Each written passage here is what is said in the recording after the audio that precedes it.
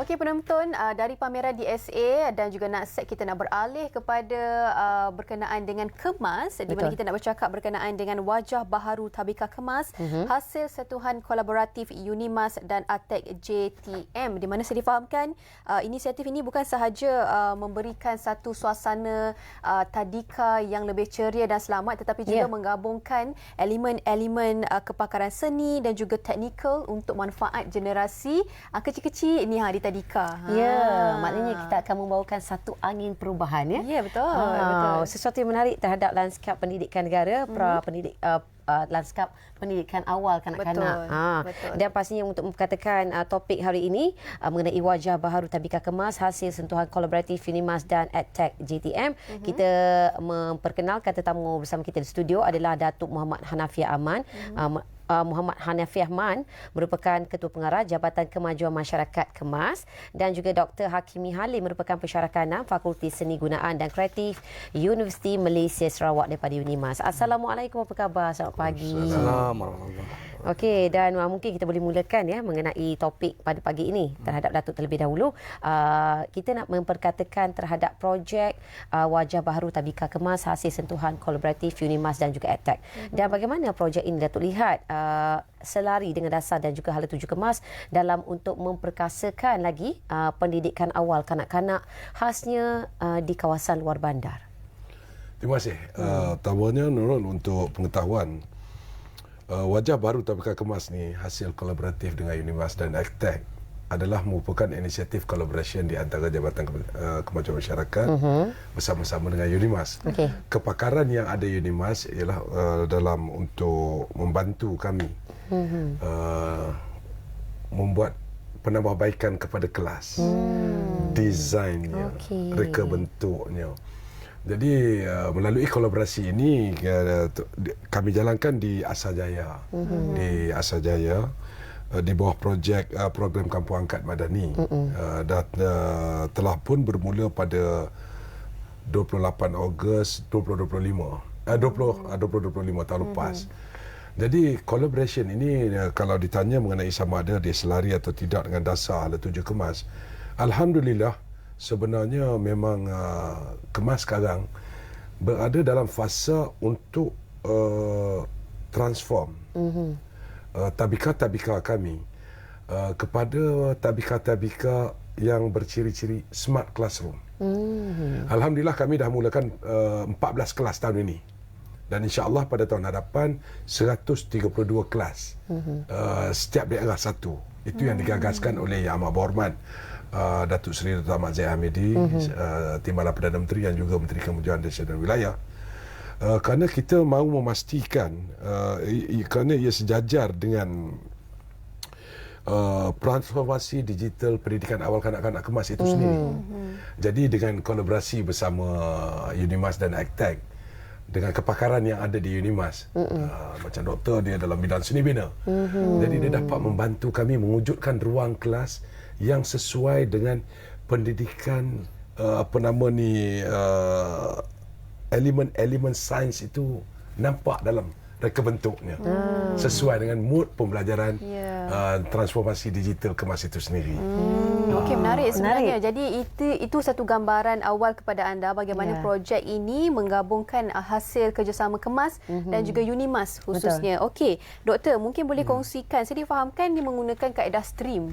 Okey, bagaimana projek itu menggunakan kaedah stream di Tabika Kemas Kampung Semera, betul saya sebut Kampung Semera? Semera di Sarawak. Di Asajaya. Di Asajaya. Okey, mungkin doktor boleh kongsikan bagaimana ia bermula. Okey, ia bermula dengan dana daripada MOF kepada Unimas untuk menjalankan program Kampung Angkat Madani.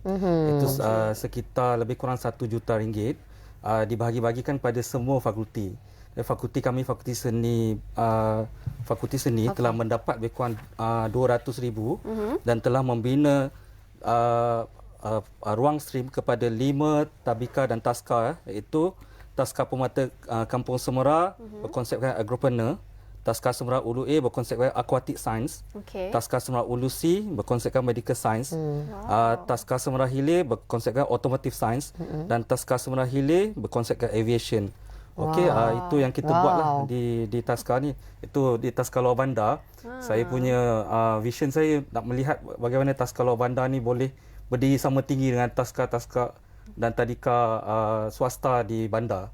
Itulah yang saya nampak lah. Seronok sebenarnya bila kita lihat transformasi seperti ini. Yalah, dulu masa saya pun anak didik kemas juga. Seronok juga bilik darjah itu, tapi sekarang ni ada sentuhan sains. Kalau kita tengok tadi doktor katakan aerospace dan sebagainya, menarik Nurul. Ya, itu sesuatu yang menarik juga. Kita dapat saksikan di skrin ketika ini kan betapa di dinding-dinding penuh dengan warna-warna menampakkan menaikkan lagi mood pembelajaran kepada anak-anak itu sendiri. Kanak-kanak suka colour-colour ni kan.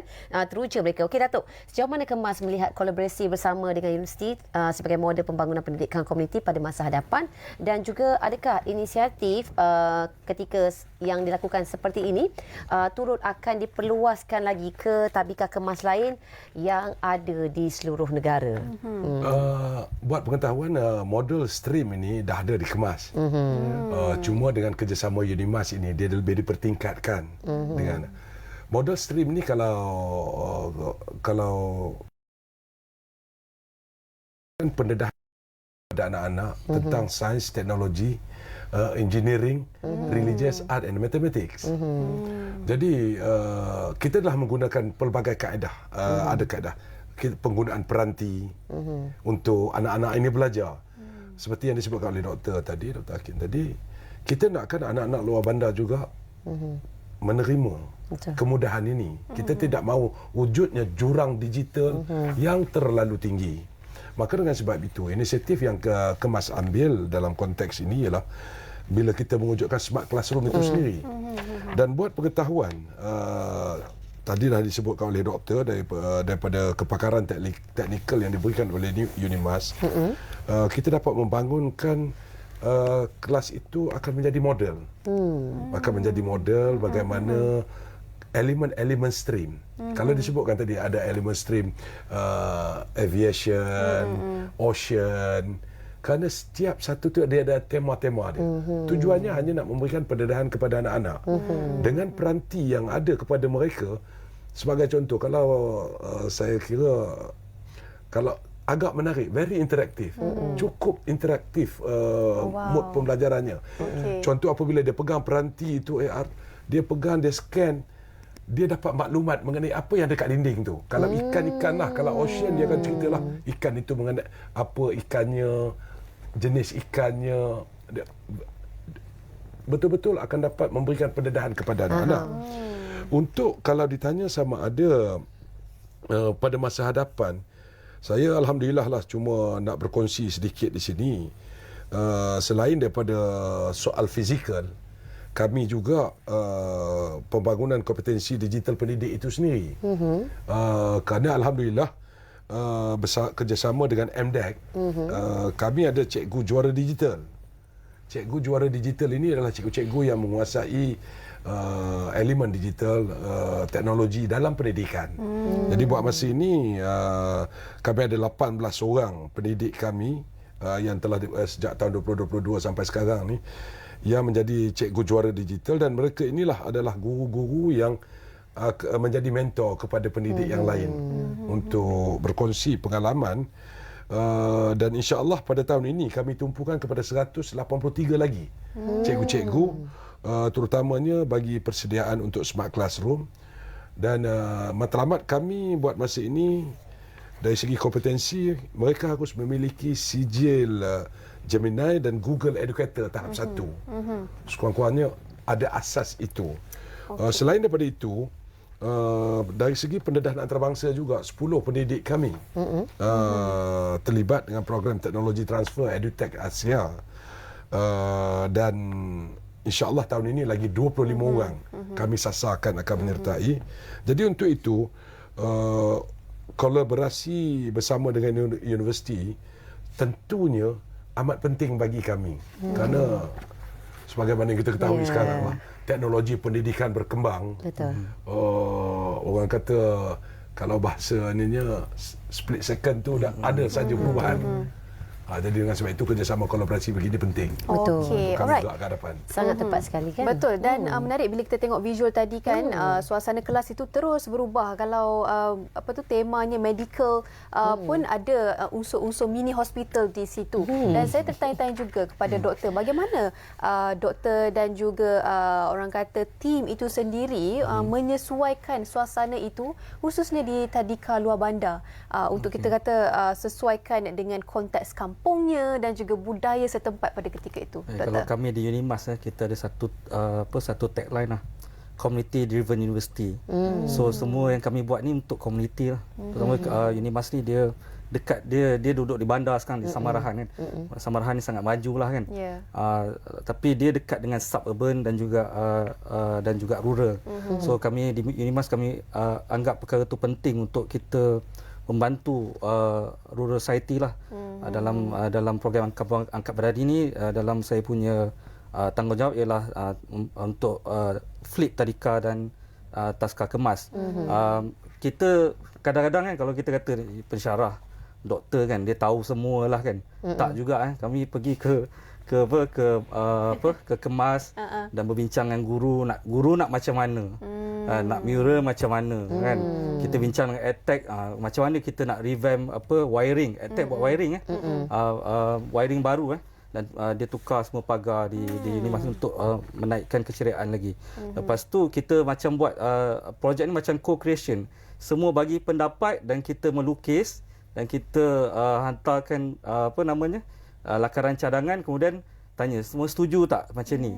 So semua kata okey macam ni, dia kata dia tak nak macam ni macam ni.